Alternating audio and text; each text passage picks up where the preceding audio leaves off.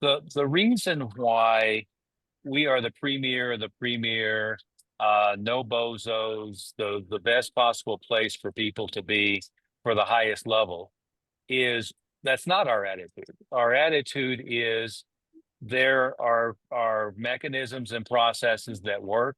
There are mechanisms and processes that don't work, and there's areas in between of maybe it'll work, maybe it won't work. Who knows? But we know these things over here will work. If anybody in the group is thinking about it, doesn't matter what it is, opening a second or a third location, being the cheapest person in town, eliminating contracts, or I could come up with 20 different other things.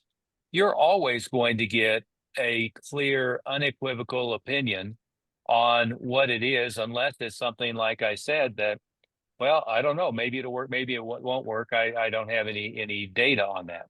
But we have extensive data, and um, have been for years very clear on keeping track of numbers, keeping track of statistics, looking at P&Ls, looking at thousands of schools across the country.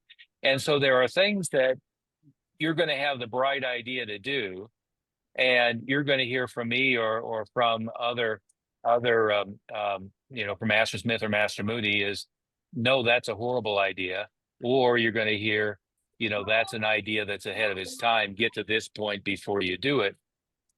And so if you want somebody to just tell you that each of your ideas are wonderful and pat you on the back for each of your ideas, this isn't the place to be, right? The reason you're here is produce the highest quality students who stay as long as humanly possible, so they achieve the highest level, and for you to have as little brain damage as possible while making the most money as possible. Then the question for you to always have for yourself is, what are my short-term goals?